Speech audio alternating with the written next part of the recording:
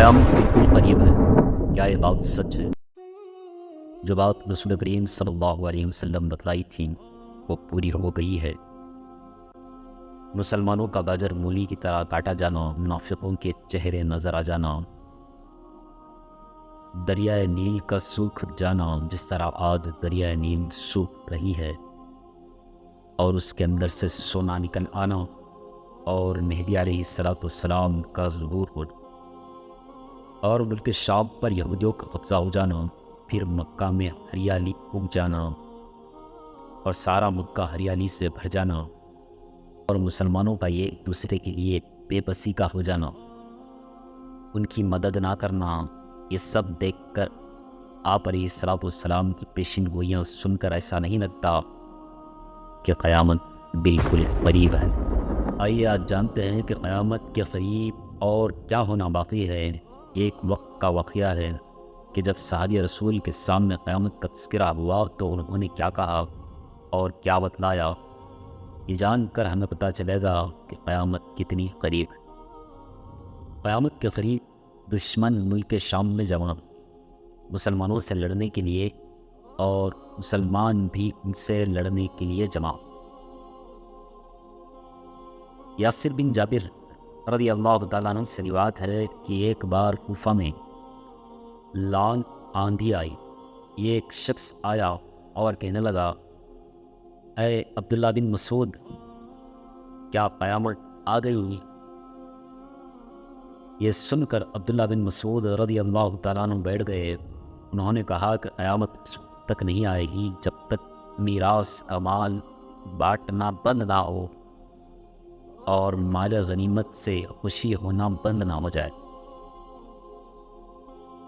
क्योंकि कोई वारिस ही ज़िंदा नहीं रहेगा तो मीरास का माल गोद लेगा, और जब कोई लड़ाई से ज़िंदा वापस नहीं आएगा तो माल गनीमत से खुशी ना।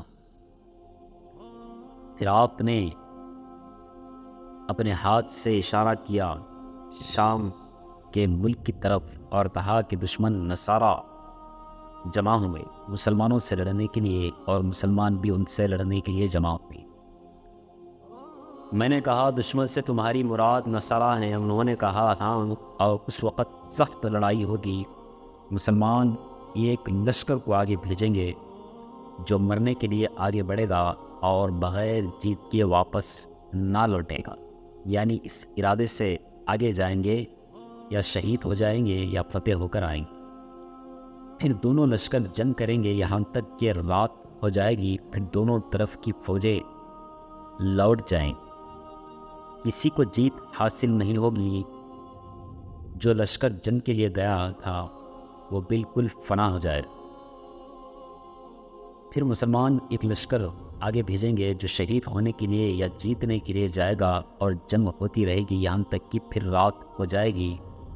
दोनों तरफ की फौजें लौट जाएंगी और किसी को जीत हासिल नहीं होगी और वह लश्कर भी फना हो जाएगा। इसी तरह जब चौथा दिन होगा तो जितने मुसलमान बाकी रह जाएंगे वो सब आगे बढ़ेंगे।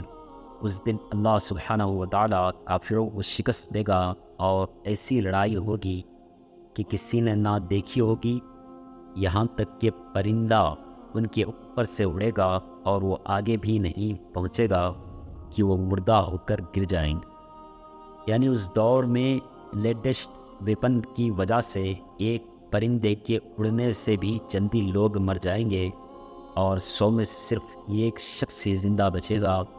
ऐसी हालत में कौन सा माल गनीमत से खुशी होगी और कौन सा मीरास का माल तकसीम किया जाएगा? फिर मुसलमान इसी हालत में होंगे कि एक और बड़ी आफत की खबर सुनेंगे। एक पुकारने वाला कहेगा कि दज्जाल उनके बाल बच्चों यानी फैमिली के बीच आ चुका है। ये सुनते ही जो कुछ उनके हाथों में होगा उसको छोड़कर रवाना होंगे और 10 सवारों पहले आगे रवाना करेंगे दज्जाल की खबर लेने। रसूलुल्लाह सल्लल्लाहु अलैहि वसल्लम ने फरमाया, मैं उन सवारों के और उनके वालिद के नाम जानता हूँ और उनके घोड़ों के रंग भी जानता। ساری زمین کے بہتر سوار یعنی رائڈرس ہوں گے، یہ بہتر سواروں میں سے ہوں گے۔ یہ سب ابھی باقی ہے، ایک وقت وہ بھی آنے والا ہے کہ مسلمانوں کو جیت حاصل ہوگی اور بہت سارے مسلمان شہید بھی ہوں گے۔ یعنی وہ وقت بہت قریب ہے۔ جو آج کل نیٹو کی تیاری ہو رہی ہے، یہ وہی ہے جو سارے اسلام دشمن ملک شام میں جمع ہوں گے اور مسلمان کے لیے